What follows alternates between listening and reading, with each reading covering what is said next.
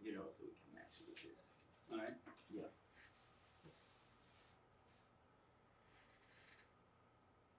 So hello, welcome to the show. I'm here with my former philosophy professor, Guerra Tolbert. His expertise is in ethics and metaphysics. Mm-hmm.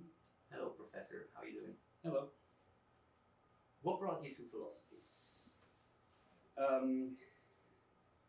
As you know, many of my students know, I have a training in physics and mathematics, and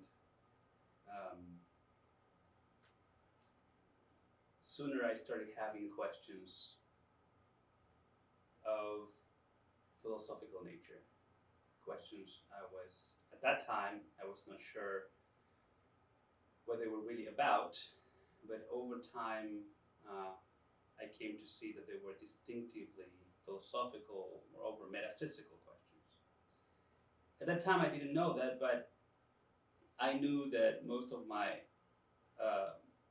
professors and my classmates were not interested in those questions, or that they thought that they were quite peculiar, even bizarre questions to entertain.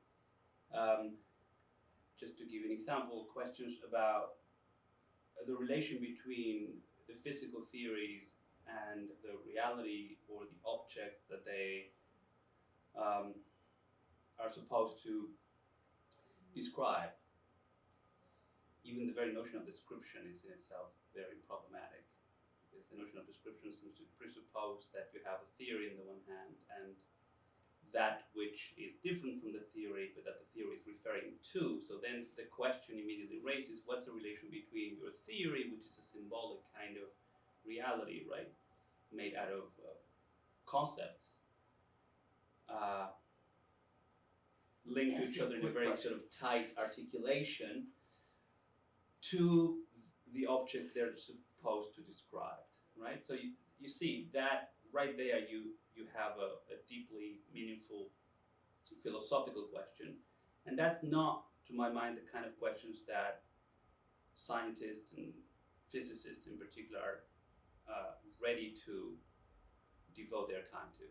But what was the first trigger to get where you said, philosophy, that's a subject that I want to pursue? Well, when I started having these questions, and I was, I felt quite... How old were you then? I was around 20, 21 years old. Yeah. And I started feeling very unease. I started feeling that neither mathematics nor physics nor the more sort of sophisticated professors that I had back then in Argentina could really give me anything that resembled like suitable answers.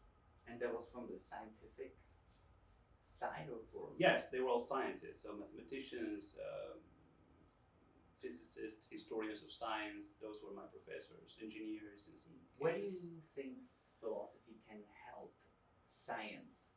The way I understand it is when you make a scientific hypothesis, you want to go back to philosophy, doubting your own theory, which is by definition the best hypothesis, right? Well, is that where they mix together science and philosophy? We should first make a clear distinction between science and philosophy. At least a distinction that is conceptual in nature, because my point here is precisely that when we take a look at the historical development of history and science and philosophy, what we see is that some problems that we thought were scientific in nature became philosophical, and the other way around. So for instance, in Plato and Aristotle, you find very interesting, sophisticated theories of time. Now, in some ways, some aspects of those questions have been tackled by modern science and the development of modern science, modern physics in particular. But some aspects of those questions remained intrinsically philosophical. And now we have scientific theories of time as well as philosophical theories of time. So this is the first thing I'd like to say about the nature of philosophy, namely that although science can be characterized, at least partially, by its objects, philosophy cannot. Philosophy is objectless, not in the sense that it lacks any object, because we can only do philosophy in as much as we have given to ourselves a sort of a provisional object, whatever that is, but it doesn't have a definite, a concrete object as its specific object that would define or that would separate philosophy from any other discipline. So That's a major distinction. Exactly. So the way I understand you is also knowing that most of chemistry, physics used to be philosophical questions. Before Newton, for example, physics was a philosophical question in all reality. And it became science, Naturwissenschaften in German, right? You know? Yeah. So, exactly.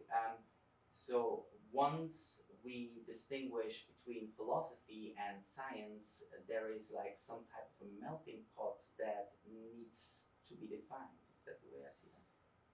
Yeah, so I was referring to something crucial that I think that is fundamental to understand the difference between the different sciences and philosophy. But we also have to say that philosophy is at the very foundations of the sciences. So you just mentioned the term Naturwissenschaft, and the very notion of nature is in itself a concept, and it can be therefore subjected to the kind of philosophical scrutiny that we can engage into in relation to any other fundamental scientific concept. So the very fact that something is scientific does not mean that it is apart from philosophy. Right. That's what I would like to say, that philosophy means... is at the basis of the sciences, in the sense Right. that philosophy inquires into the very foundations of each and every single scientific discipline. And that's where philosophy becomes important, because it builds up a foundation, and Wissenschaft then becomes growing out of philosophy in our reality, because Wissen means to know, like now we Which know. is also a factual... key philosophical question. What does it mean to know?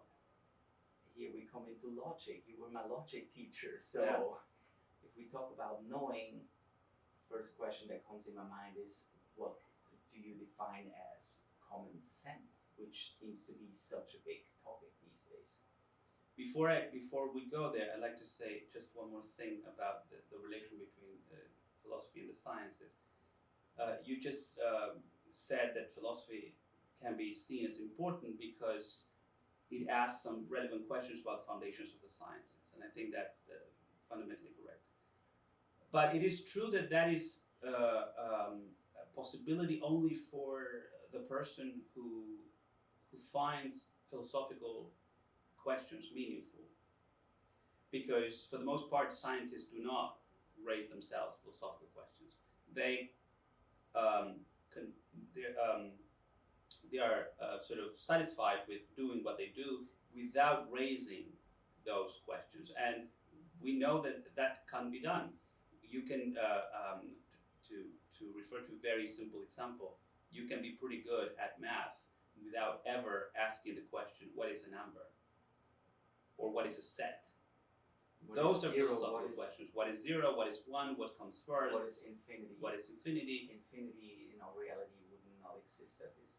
You can ask all of those questions or not. That's my point. It depends on your approach to your subject, whatever the subject is. And so philosophically is important, but I wouldn't say that it's intrinsically important, so to speak. The importance of philosophy depends on your attitude. This is why someone like Edmund Husserl talked about the notion that to start doing philosophy, the person needs to go through some sort of spiritual conversion, right? We live in the world which is eminently practical, and we are concerned about fundamentally practical things or things of a practical nature. how can we start asking philosophical questions if, for the most part, we are absorbed in these sort of everyday practical concerns? Well, we need a radical change of attitude. And this change is so radical that he spoke of it as a spiritual, not religious, but a sort of a spiritual, deep spiritual conversion. Well, now we come into common sense. If you say we, who do you mean by we? Well, that's a thing. So this let's call it practical everyday existence, or with Husserl, natural attitude, which in the element of which we live, all of us, philosophers and non-philosophers alike, this attitude can be, at least to an extent, characterized by what we usually call common sense. Now, what is common sense? Well, as I tell my students, common sense is neither a sense nor common. It's not a sense because it's clearly not in any way equivalent to any of our regular senses, the sense of sight, the sense of hearing, and so on. It's not just one more element in that list of, let's say, subjective capacities. And at the same time, it's not that common, because what we may call common sense in Brooklyn, New York, is not the same thing as we may call common sense in Wuhan, China. So common sense is something that is deeply intertwined with the particularities of a culture, is deeply historically contingent, which means that it can and does actually change over time, and so on and so forth. So can I make a suggestion? Abandon common sense completely if you want to start doing philosophy.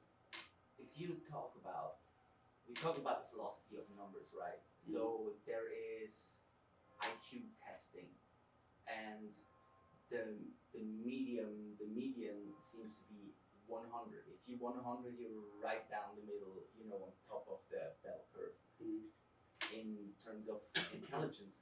So do you think a person that has a perfect IQ of 100% is the person that will have perfect common sense in that definition? I don't know what it would entail for someone to have perfect common sense. I can only understand it as someone somehow being completely taken, so to speak, by whatever it is that counts as the prevailing views, ethical, political, and otherwise, in the particular culture where this person lives. And I think that's a quite terrible thing, actually. I agree with you. Yeah, because when I say that this person would be completely taken by common sense, what I mean is that basically there's no space for freedom there. So freedom starts when somehow you're able to challenge whatever it is that it has been inherited to you, in all the very subtle ways, and sometimes not so subtle ways in which that happens, right? Does that mean that common sense in our reality is inexistent?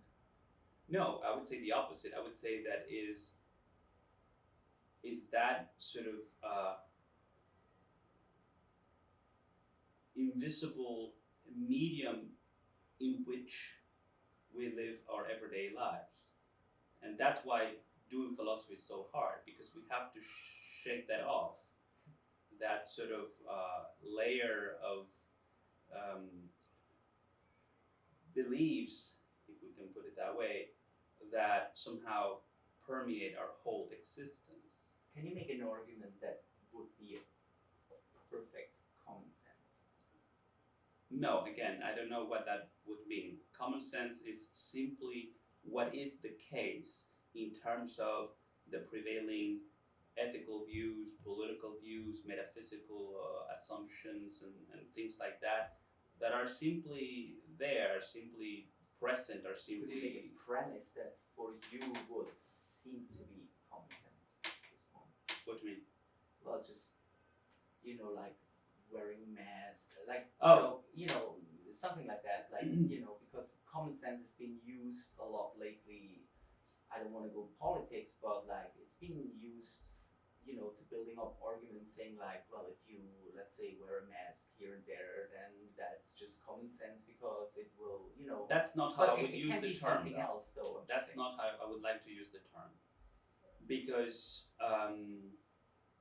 common sense is not simply what is uh, the case in terms of the prevailing, let's say, ideologies of a particular group of people.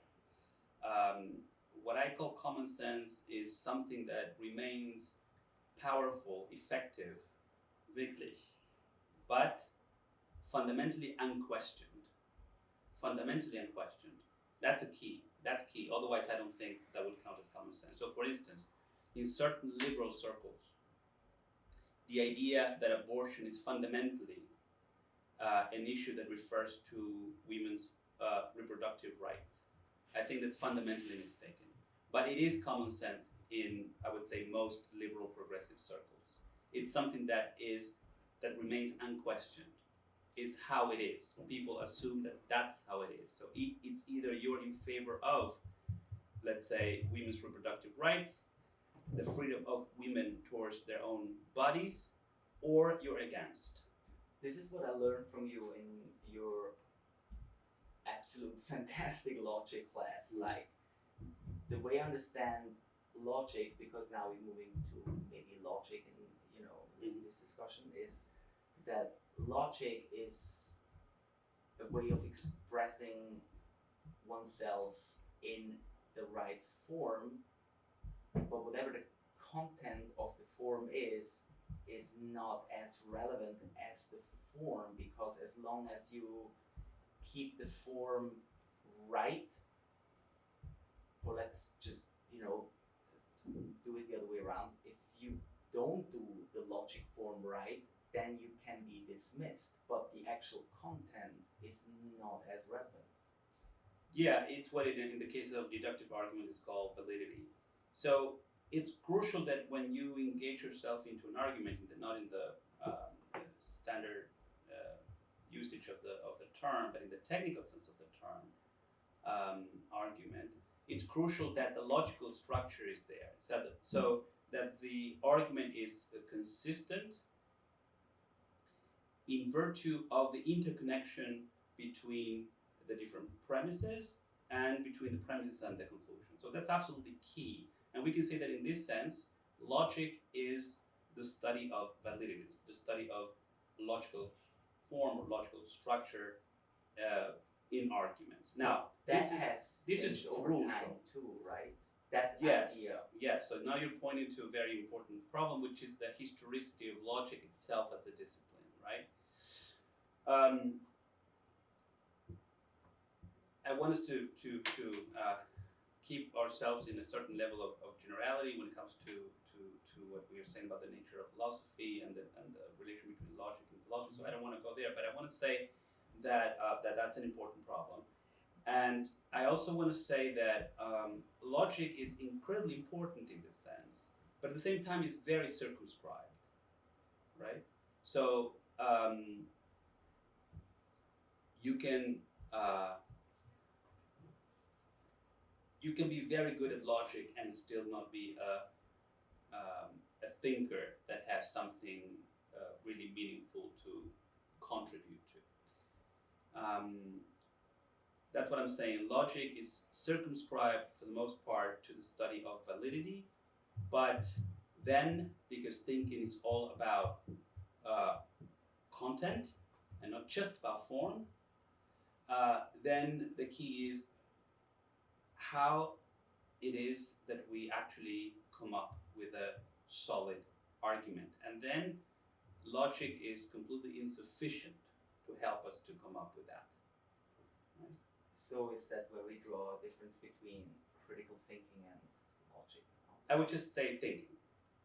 I would say logic is a component of thinking in the sense that your thinking must be logically consistent, but it goes beyond that, far beyond that. So mathematically, if you want to believe in the power of numbers, you would say there is a certain characteristic about thinking that, you know, is relevant or not in terms of logic, but then the thinking itself can be criticized on a subjective basis. You know, Um,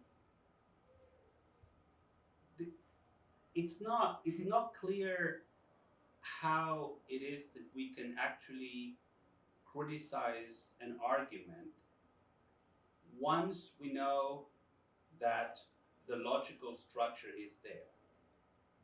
So I would say that's the first step. So if someone gives us an argument, we have to focus on the logical structure of the argument. Do you think that's a universal law in all reality? Well, I would say that if you're telling me that something is the case, that something is true, that you think that something is true, that you're deeply convinced that something is true, then of course my next question would be why.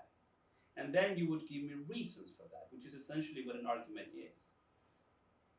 Now, if I notice that there's some significant logical failure in your argument, then I would stop you right there, because then I would tell you, fix your logic first.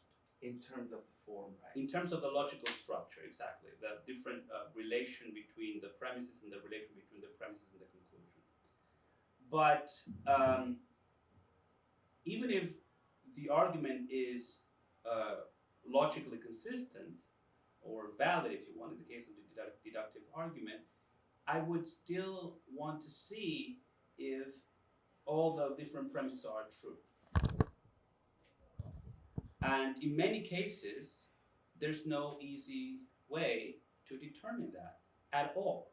Even in science, we know very well that we work with hypotheses, with speculative statements, with beliefs that are not fully ungrounded, but we believe that they may be true or at least plausible, and so on and so forth. So that happens in philosophy, and that also happens in the different sciences. I mean, that's an argument that they say in science in general. A good scientific argument is one that has the potential to fail. Of course. Because if it can't fail, it seems to be paradox. That's the one part I don't understand. Yes, that's a key insight in 20th century epistemology. Think of Popper, for instance, right? So the more fallible the theory, the scientific theory is, the better for the theory.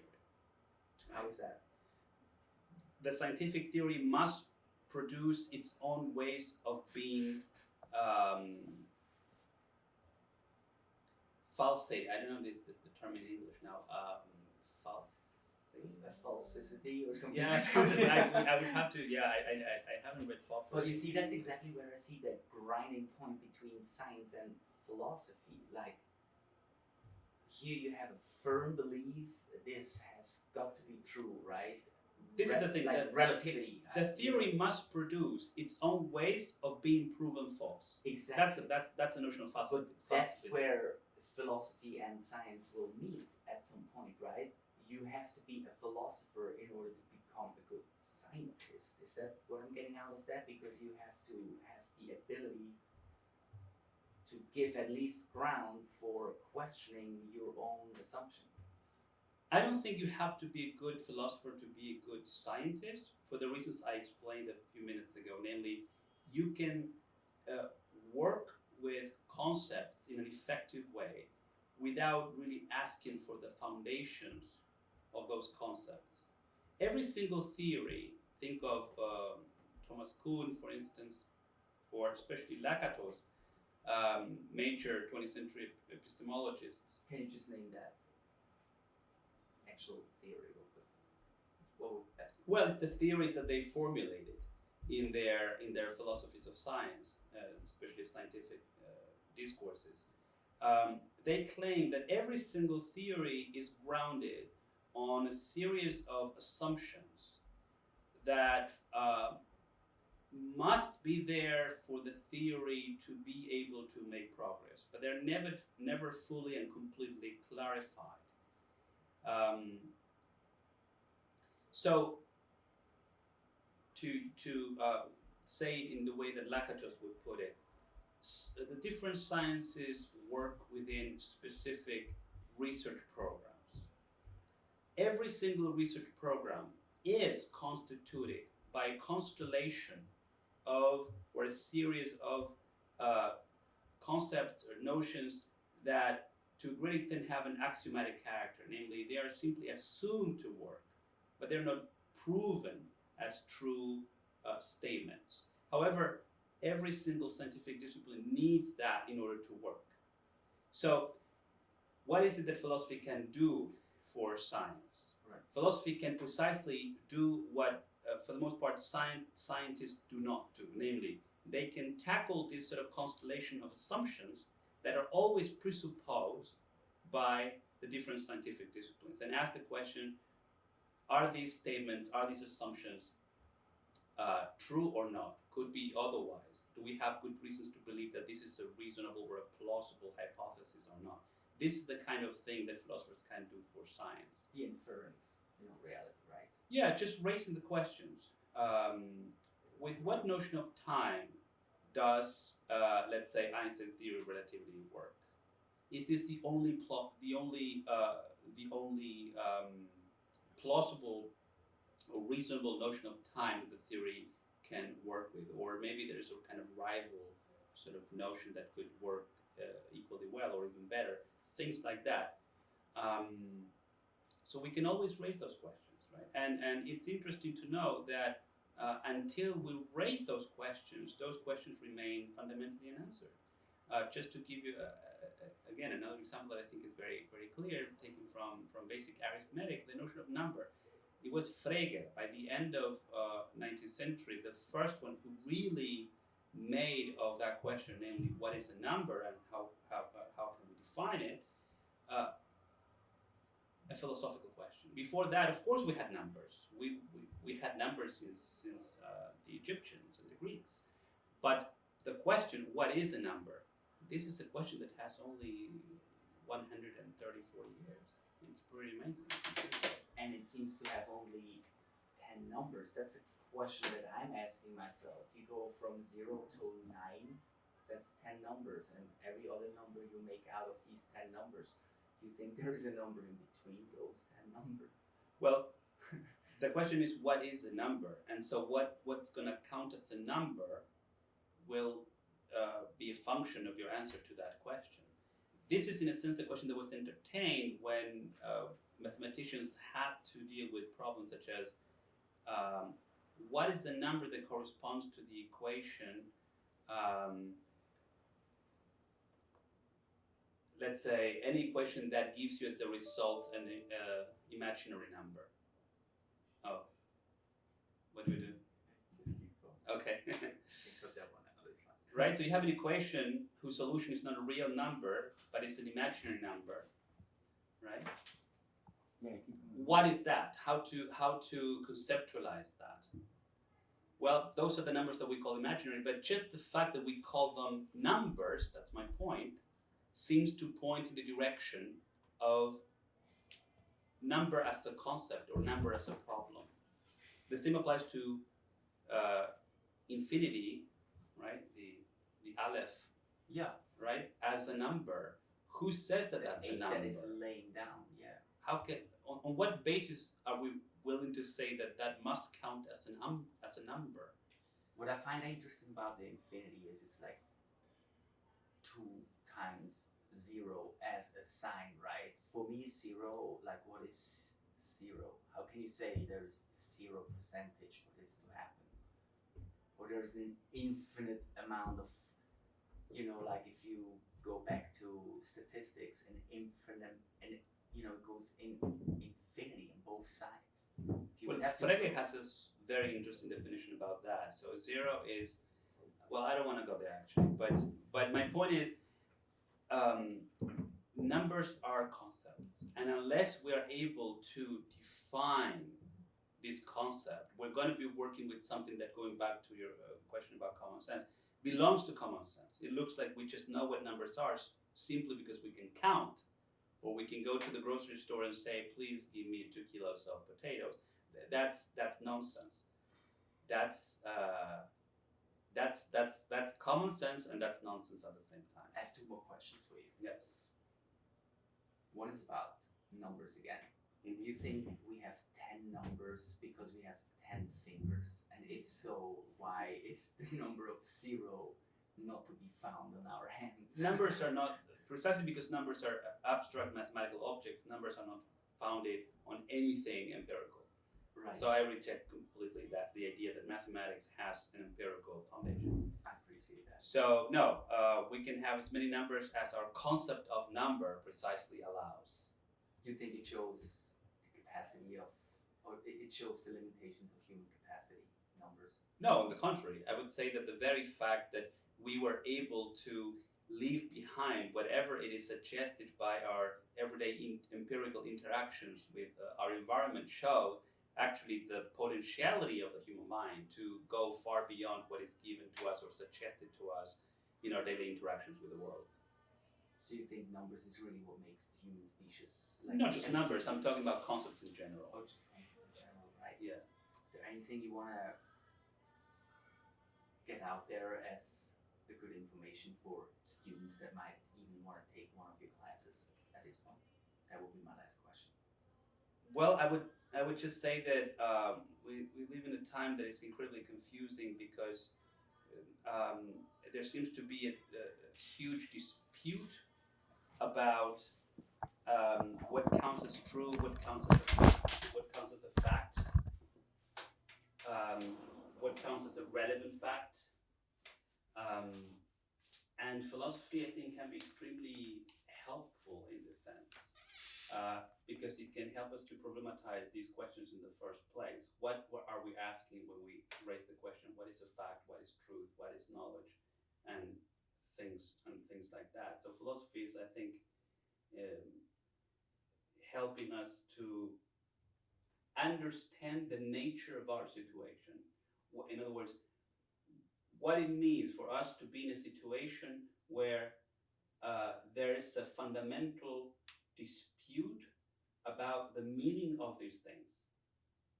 The meaning of the term fact, the meaning of the term knowledge, the meaning of the term truth, right? Going inside yourself, finding out yourself, what is right and what is wrong, maybe at this What is point. right, what is wrong, all of that seems to be, it looks like there's absolutely no consensus about this anymore. We've been there many times in history, but it looks like we're going through that again now. And that's why I think it's a politically very challenging time, because politics, in the sense of the way in which we organize together as a community, requires that some basic agreements are there as the very symbolic foundation of our society. And my point is precisely that basic agreement is no longer there.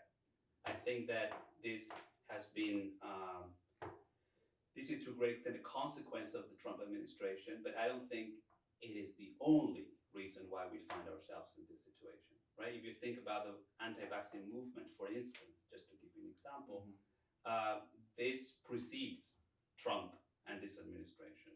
And it's an extremely irrational movement because it lacks any reasonable foundation.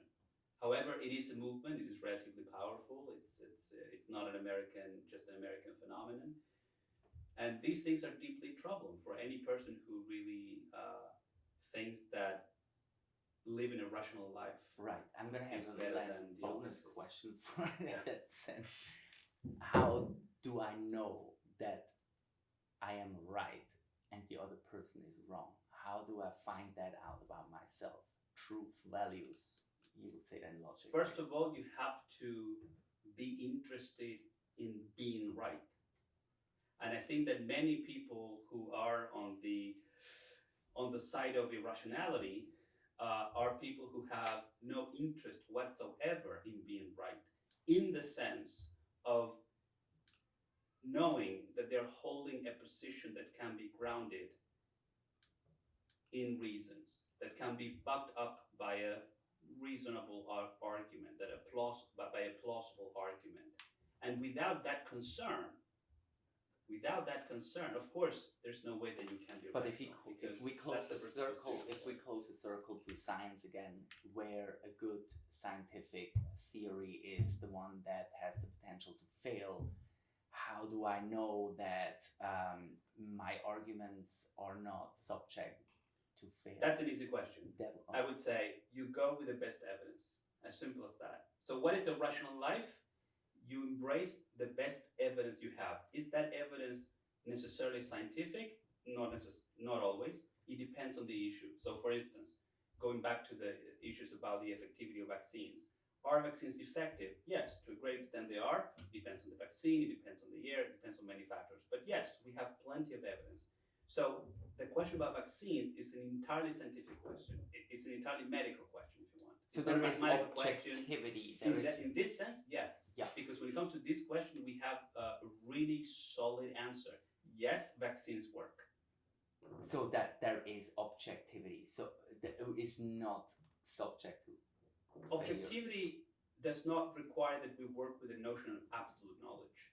And so what I'm defending here is an idea of knowledge that requires simply that we always work with the best evidence available, scientific or otherwise. But as I said before, a precondition for this to work is that we are concerned about being right, that we care about having reasons to ground our claims. Does that need a little naivety as well?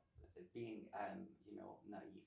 Does that require that too? If you're asking me if I think that most people are willing to go there and embrace this view, no, I don't think so. And that's why actually I fear that in a few weeks, we may see some eruptions of violence in our streets. Oh. So I'm not trying to paint a happy or naive picture. On the contrary, I think that, as Plato noticed many centuries ago, if we are not able to accept that there is at least the possibility of reaching an agreement as a possibility by engaging into rational discourse, then we open the doors for violence. And I think that this is what we're seeing, not just in America, but all Can we around finish the the interview with a little positivity as well?